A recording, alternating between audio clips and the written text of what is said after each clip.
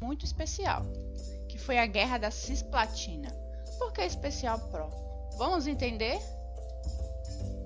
A Guerra da Cisplatina ocorreu em 1825 a 1828 entre o Brasil e a Argentina. Você vê que essa rivalidade entre os dois países já vem há muito tempo, né? E por que aconteceu essa rivalidade? Pela posse da província da Cisplatina, que é o atual Uruguai.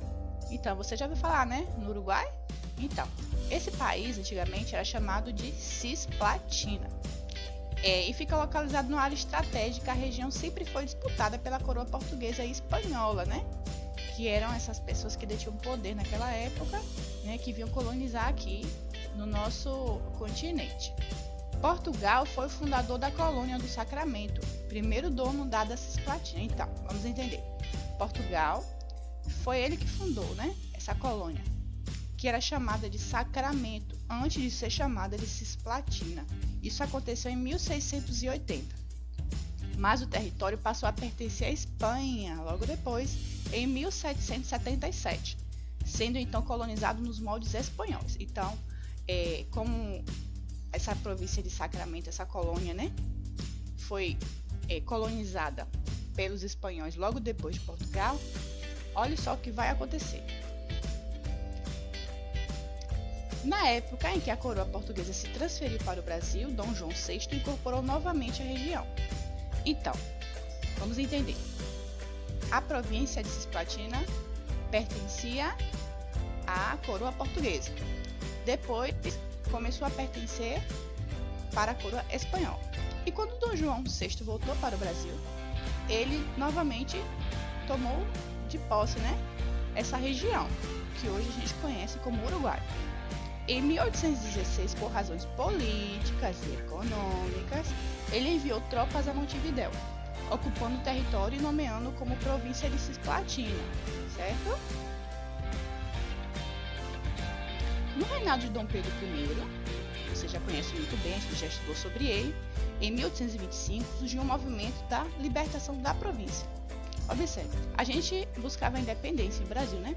E Dom Pedro I foi o ápice, né? Foi, na verdade, esse introdutor de toda essa libertação, né? Então, os habitantes da Cisplatina não aceitavam mais pertencer ao Brasil também. Então, eles também queriam ser independentes, pois tinham idiomas e costumes diferentes. Liderados por João Antônio Lavaleja, eles se organizaram para declarar a independência da região, tá vendo? Observe, imagine um país. Antes era dominado por Portugal, depois foi dominado pela corte espanhola, depois voltou a ser de Portugal, e quando ele voltou a ser de Portugal novamente, eles não aceitaram, né? Porque eles queriam pertencer somente a eles, na verdade, eles não queriam pertencer a mais nenhuma colônia, a nenhum um país que servisse eles de colônia, né? Eles queriam ser independentes, assim como o Brasil lutou para ser independente, certo? A Argentina apoiou o movimento.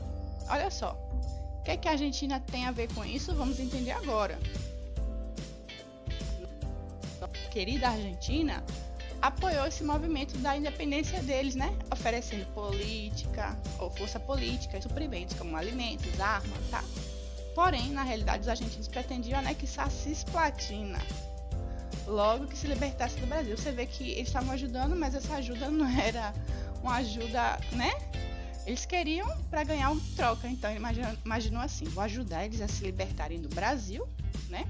Porque eles ainda são colônias de Portugal, para depois a gente anexar esse país a gente, né? A Argentina, então vai ficar um país, né? Vai pertencer a gente de qualquer forma.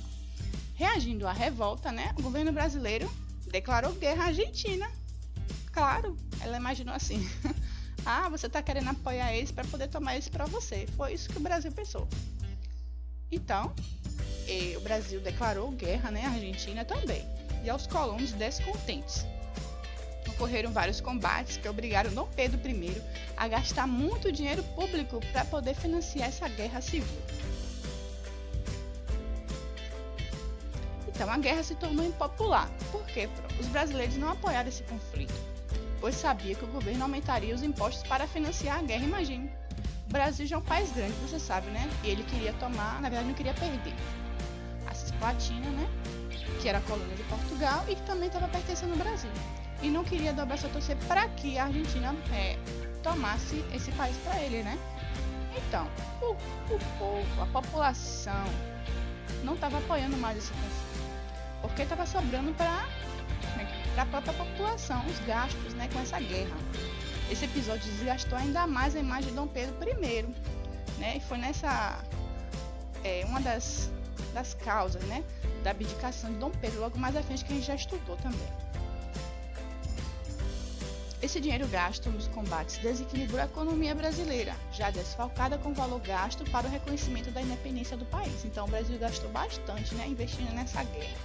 Se o Brasil ainda saísse vitorioso, valeria a pena todo o investimento, mas isso não aconteceu. Então a Inglaterra, que tinha interesses econômicos na região, atuou como mediadora, e aí a Inglaterra já tomou parte, né, já veio outro país. Em 1828 propôs um acordo entre Brasil e Argentina, o qual estabeleceu que a província da Cisplatina não pertenceria nem a um dos dois, nem ao Brasil, nem à Argentina, mas seria independente. Nascia aí a República Oriental do Uruguai, certo? Então foi a partir desse momento que a Inglaterra entrou, né, para mediar essas revoltas. Então, nem o Brasil nem a Argentina, né, venceram essa guerra, gastaram rios de dinheiro nesses conflitos, mas no final a Cisplatina, né, não pertenceu a ninguém, se tornou independente, né, e hoje conhecemos ela como Uruguai. Ok, meus amores? Espero ter ajudado vocês a entender melhor esse assunto de história, tá bom? Boa atividade e até a próxima aula.